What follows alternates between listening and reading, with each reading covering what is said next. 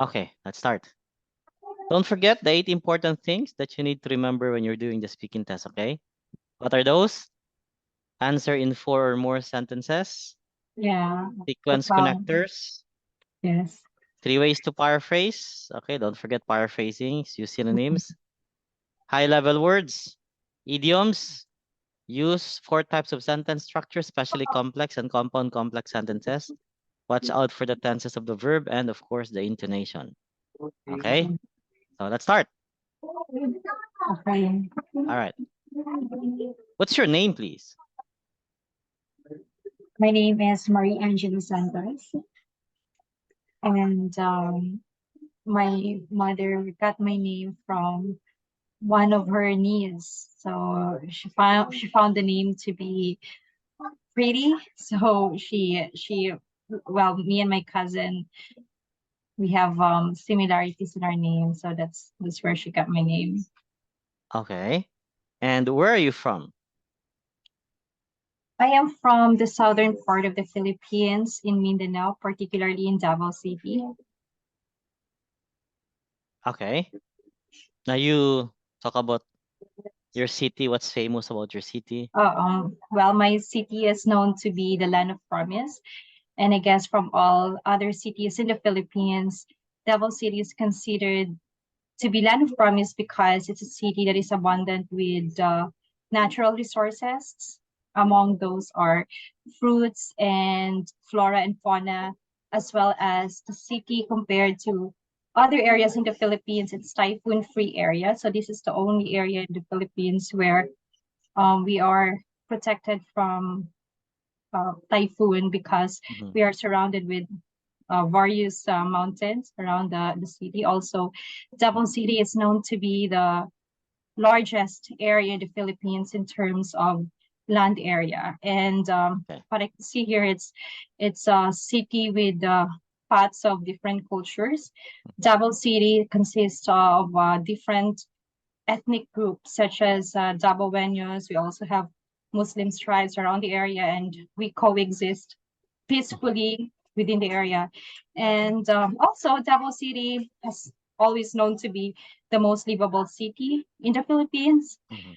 Well, I guess so because we have a very good security systems in the city. Well, as you know, our previous president, President Rodrigo Duterte, is from Davao City, and he has always known to be the iron fist of uh, Okay. of the Philippines. So he has a very strict implementations of peace and order Okay. law around the city. Okay. All right. Very good. And what do you do? Well, I'm actually in line now with education, but previously 6 years back, I was in the I work in Singapore previously as a wine consultant and as a receptionist. When I went back to the Philippines in 2017, I worked as a Tibet trainer. It's a technical vocational education system in the Philippines. I work as a trainer of courses in hospitality, short courses for Mhm. TESDA. And right Okay. now I am working in a non-government organization, and it's called Education Development Center. It's a USA funded non-government agency, and I particularly work for a project. It's called Mhm. Virtual First Job. It's a coaching and mentorship program for out of school youth in the Philippines. So we mainly focus on youth development activities and projects. So Okay. yeah, I love my work. Well, because it has always I have always envisioned myself Mhm. working in career where there could also be community impact and not just like sitting in a fourth corner of an office. So Okay. yeah, that's how I would summarize my career right now. Okay. All right. Very good. Let's move on to part 1 of our speaking test. First, let's talk about city life. Do you live in the city All or the right. countryside? I live in the city, and Mhm. yeah, Davao City is as I have mentioned earlier, Davao City is the heart of the city in Mindanao. So we're surrounded with tall buildings, with a lot of shopping malls, condominiums, and corporate buildings. Oh, and well, of course, I have to mention the traffic all around the all around the city.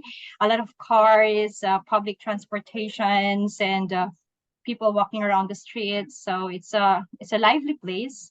Actually, I think one of the thing that is really unique living here in Davao particularly and talking about city life is that the life here ends at 12 midnight.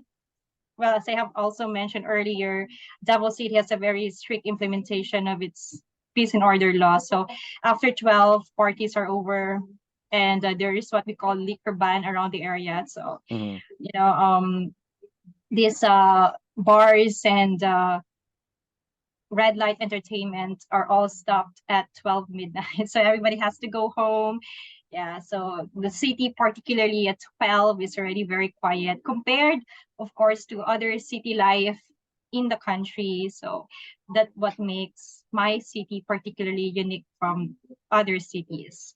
Okay. And moreover, I have to mention that my city is also very progressive. Mm-hmm. So city life is fun.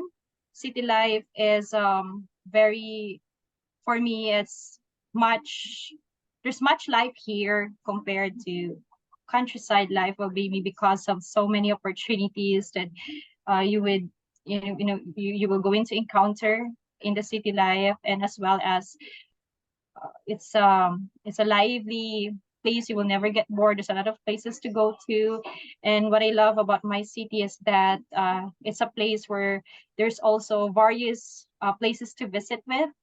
It's actually a city that's also somewhat a bit of a countryside, because there's some Mm-hmm. areas where you could still enjoy nature at its best. So there are still areas wherein uh, you could enjoy cold weather if you want it. If it's too hot in the downtown area, you could always go to this cold place here, but Mm-hmm. it's still within the city. So there you could also enjoy the beach view just along our newly built coastal road area. So you could enjoy if you wanna enjoy the sea view, and if at the same time there's like playground for kids. So that's one of the newest development that we have in the city, and that's what I really enjoy living here. It's not, Mm-hmm. I guess there's a well balance of environmental consciousness and versus development. So I think Okay. sustainable development is very important in a city. So I think because our president was also very inspired with how Singapore has developed their Okay. city. So the city planning was inspired by still maintaining environmental aspects. There's a lot of trees around the areas, preservation of the blue areas of the city, as well as the green areas of the city. Making sure condominiums has all these trees within the buildings or on top of their buildings, just to make sure that it's still in the green aspects of the city planning. So Okay. All right. All right. Is it good for young people to grow up in the city? for me, yes, it is. There's a Mhm. lot, like I have mentioned earlier, there's a lot of opportunities in the city. Education system is also have to be considered when you raise children. Well, I'm not saying that countryside is a bad idea, but Mhm. more, there are a lot of people moving out from the countryside to the city, because there's a lot of good universities in the city where you could enroll your kids, a lot of potential schools that they could Mhm. be trained by also competitive teachers. They can be educated with modern technologies and updated learnings at school, as well as in terms of jobs. Of course, city life offers wider career perspectives for those that are looking for jobs. It ranges from mid-range to higher job positions. Big Mm. companies are in the city. So if you're looking into a progressive life, so you must, I think, consider living in the city. And raising family in the city may not be that easy. However, because of the expensive lifestyle, I guess, compared to countryside lifestyle, but nevertheless, raising kids in the city life is something that you could help them see uh see uh see a different side of Mm. life. So they will be more competitive, globally competitive, I would say, and they would learn a lot of things, engage to a lot of people. I think the social aspects of raising children or living in a city life is more promising than in the countryside, as we all know it. There's people from different walks of life. It's very diverse. There could be a lot of culture to be learned. There could be a lot of different people that you could, learn from. And of course, there's a lot of places to go to. It's not inclusive. You could enjoy different aspects of life, from entertainment down to culture, down to arts, and down to education. And there's limitless opportunities in the city life. And Okay. yeah, that's what I think, that living in the city is much more progressive than living in the other side of Okay. Okay. the. All right. Do you often eat out? Yes, we do love to eat outside, because I think for me, sometimes I find it more practical than cooking. I mean, than making your own food. That's for me, because we're a family of three. So when you have when you when you cook at home, you have to, consider the ingredients. You have to consider the effort you make just to make the food. But then when you go outside, I think it's for me it's more engaging at the same time. And then for me, it's not cheaper, but I think it's more practical in a way, because at least you won't get tired. You want the effort of making food is, or cooking your own meal is not that easy as well. You know what I'm trying to say. So sometimes when you get back home from work, you would rather prefer to enjoy a ready to eat meals or going outside. And also, I think for me, it's one way of relaxation when you go Mm. outside and eat. It's also one way for you to socialize, rather than spending too much time at home. And especially for me, I usually work from home most of the time, so eating outside is a way for me to release my stress from work. And it's another way for me to also enjoy foods, Mhm. different foods, I guess. So of course, eating outside, you could get to enjoy different menus, different dishes that you would prefer to eat. Well, I'm Okay. also not a good cook myself. So yeah, so I would rather eat outside, and I often eat outside as well. I enjoy it, and it's something that I it's not that something, maybe it's luxury, but it's something that Mm. I really find time to do uh, in most days. So Okay. All right. Let's move on and talk about clothes and fashion. Are you interested in fashion and clothes? yes, I am very much interested in fashionable clothes, and in fact, I love dressing up, and particularly, I think that I also get I'm a bit guilty. It's a guilty pleasure for me to go online shopping a lot. So that's also something that I also enjoy. And I think fashionable clothes is also one thing for you to express yourself. And I believe, and for me, I think that if you get to wear clothes that you love and clothes that you enjoy, for Mm. me, it's also something that you express about yourself. See, that Okay. fashion is not just about dressing up. For me, it's something that you get to express who you are, the type of person you are, because sometimes when you look at a person on how they dress up, you could sometimes tell what, I mean, we don't want to judge, we don't want to be prejudiced about it, but it's something that when you look at a person, you could tell something right away, what he Mhm. is doing or what she is doing, something like that. So for me, I really do consider taking fashionable clothes or taking my fashion to another level, Okay. because yeah, All for right. me it's an art. So for me it's an expression of yourself, and looking good also makes you feel good about yourself.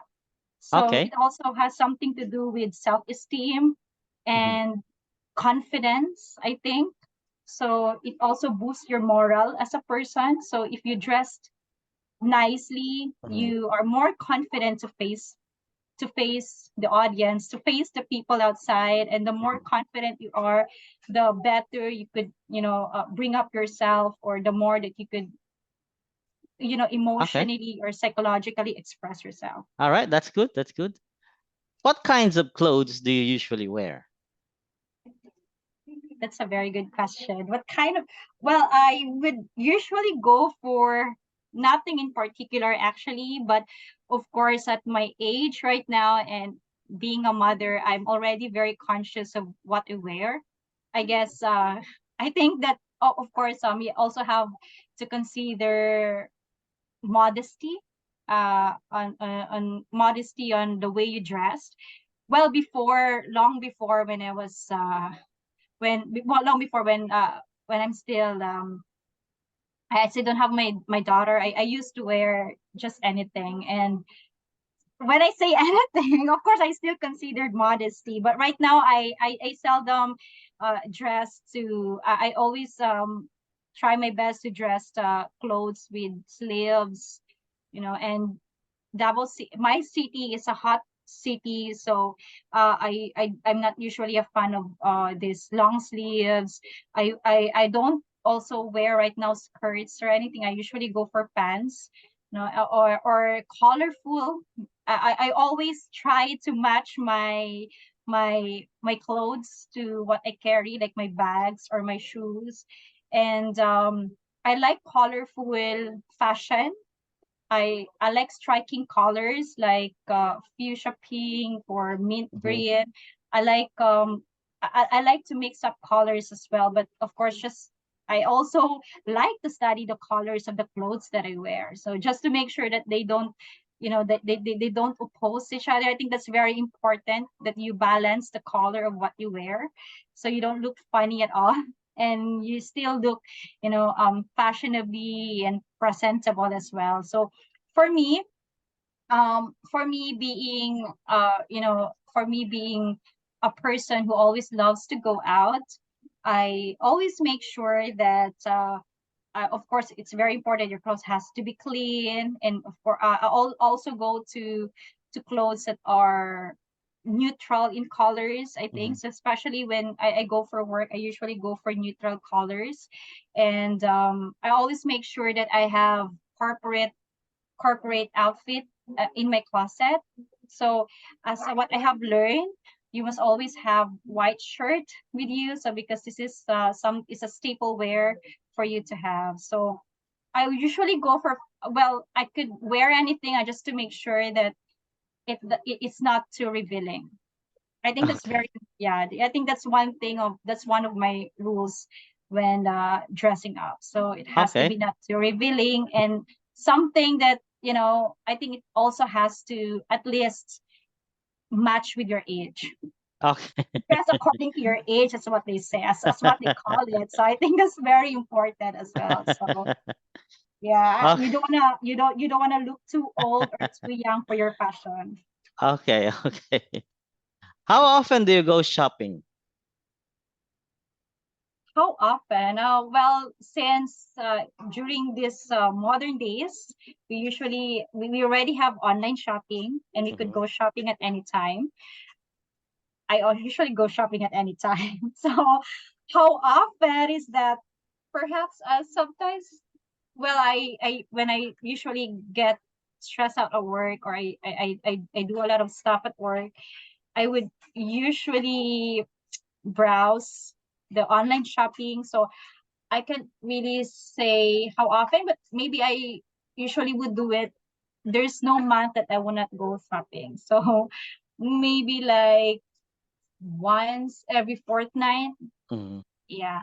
Yeah, like that. So I think for me, shopping is a luxury to do for some. And for me, of course, it is. But for me also, it's a form of releasing. It's an outlet for you to release your stress. There are some people who gets relaxed when they go shopping and they get to buy the things that they like. And of course, I also shop with budget. So I think that's very important thing to remember. So what's your budget plan? What's your budget for your shopping? If you go beyond that, then you cannot. I mean, you need to see your budget. I think that's the important thing. How often is okay as Mm-hmm. long as you are within the budget. So I often do it within the budget. So as long as I have the budget, I would usually just shop. So if I'm over the budget, I usually, well, sometimes there's a month that I just do it once. Yeah, it depends on the things or what things or it depends on the kind of things that I purchased. And for me, well, shopping is also something that a way for you to enjoy what you have worked hard for. Yeah, so well, we work hard not only to provide our needs, but we also work hard to provide our wants. So I think it's important factor to also consider it in your finances Mm-hmm. so that we Mm-hmm. don't get burned out. Uh, I believe that one way to lessen your burnout at work or at school or anything personal in your life is to do something that you love. So Okay. for me, it's good that you always have room to also get to enjoy something for yourself. All right. That's good. That's good. Okay. So let's move on to part two of our speaking test. I'll share my screen. I'll give you 1 minute to prepare. After 1 minute, I will not be sharing the screen anymore. And Okay. you would need to talk about the topic for 2 minutes. Okay. This will be your topic. There you go. And your 1 minute starts now.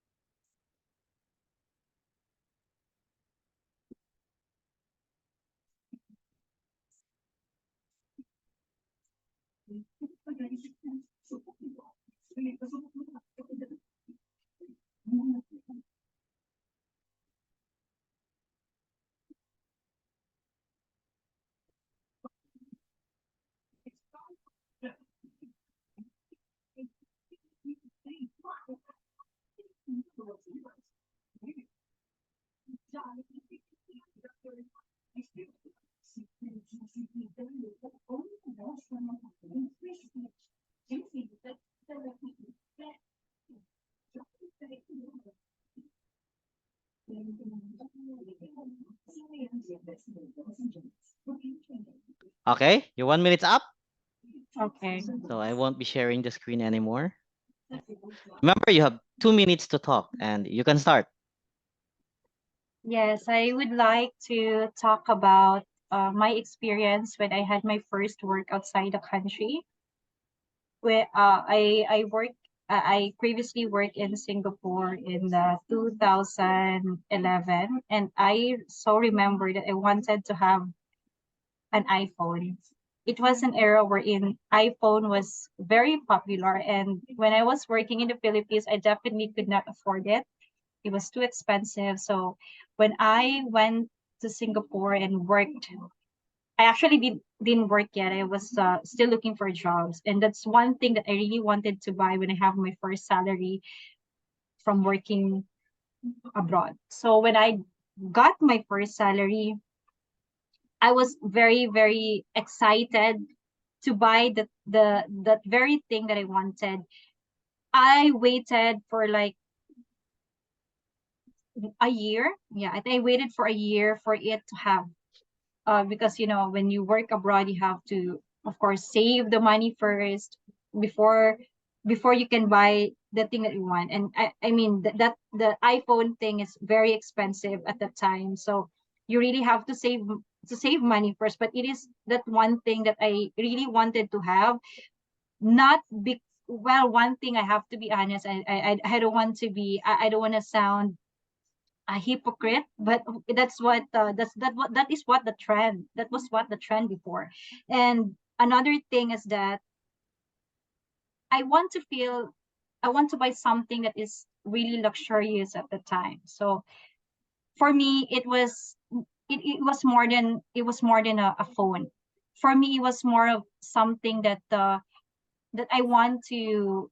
It was something of a goal. I know, if you, maybe for some it's a very shallow goal, but for someone like me, that I grew up in a humble family, and you know you see those things, and you can't afford, you just want to have it.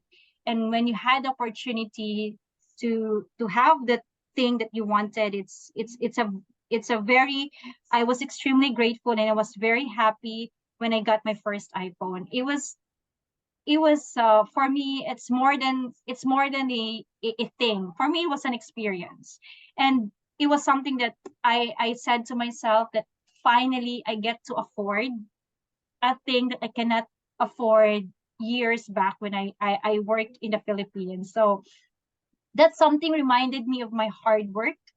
That iPhone reminded me of the crying days that I had being away with the family. That reminded me of my perseverance to be able to overcome the challenges working outside the country. And for me, owning that thing is not something to brag to friends, or something that you want to brag to your family, but it was something that it's an achievement for yourself. And it's a tangible, for me, it was a tangible reward. It was a tangible experience for me to be able to go a next level of myself. When you go back and think of those things that you tend to wish for, and Mhm. at that moment you're able to get it, and I just felt thankful. And I I I, uh, I can't believe that I was able to get that. And the years came by. It was easier for me to get the iPhone, I realized. So it was something that you used to dream of, and then later on it became something that it was easier for you to achieve, and you can move on to another goal of what you want, what I wanted to set at that time. So Mhm. for me, owning the iPhone thing was uh, was something that I can tick off from my bucket list. And it was something that I waited for a long time. So I can't believe that I was able to get it at that time. And of course, aside from the fact that it was something that I wanted, literally it was also one of the best phones at that time. So Okay. All yeah, I right. So, really, yep. yes. Okay. So, on what occasions do people have to wait for a long time? Well, I think if people wants to there's a lot of occasions where people have to wait a long time for a nice thing. So one could be if they wanted, I mean, if they wanted to meet a goal, if they wanted to, let's say in Singapore at the time, you have to line up to wait for an iPhone to be released in public. You have to line up at stores for that item to be released. There could be a lot of people also waited to get a chance to travel. It could be something like a goal, that people waited for a nice thing or a nice experience perhaps. So there could be a lot of different occasions where we wait for something nice, or waited a long time for a nice thing. It could be tangible, it could be an experience, it could Mm-hmm. be it could be a career, it could Yep. be a career Okay. development, it could be it could be well, it could be another goal, family goals, or something that you could that you waited for a long time. So there could be a lot of different occasions where someone wait for a nice thing to happen to them. So that was Okay. my personal experience on waiting Mm. for something All right. nice. Are most people patient while waiting? Well, they always say that patience is a virtue, but for me, patient is a skill. Mm-hmm. Mm-hmm. I believe it's human nature that our patience are not that long for most of the people. And I think that for me, patience is something that you get to learn over time. Although it's innate to us, but being patient to something is for me it's something that you cannot learn over time. So especially if you wait for nice things in your life, if you wait for nice experience to have, or if you wait, if you wait for a goal to happen, uh you know it also measures your it also measures your patient. And I guess patient is innate to us, but Mm-hmm. Mm-hmm. how long our patient is, it's a skill, and it's something that we need to learn over time. And as time goes by, through experience, through experience in life, through, I think, hardships, through challenges, we get to be able to develop our skills on our in terms of our patient, Okay. especially So when yes. why is it difficult for children to be patient?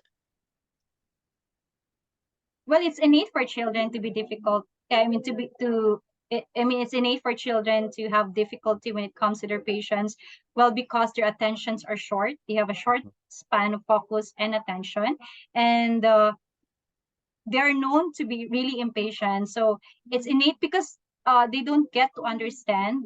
They need to learn a lot of, like I have mentioned earlier, patient is something that we learn over time. And for children, of course, they don't get to know what is patient. They don't learn what is patient. Why is it important to be patient? They just wanted to get the things that they want, because they are still in the process of learning life. They're Mhm. still in the process of acquiring the skills. So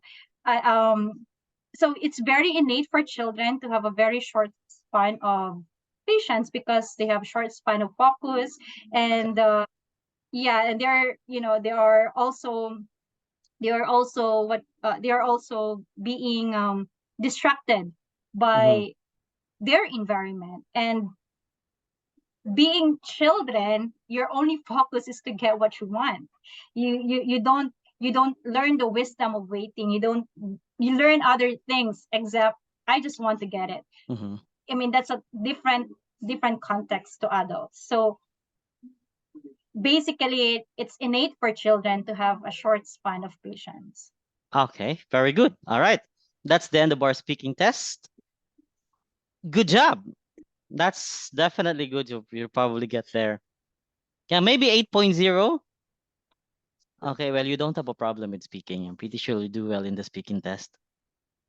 Thank Okay, you. so you need to practice more on, I think,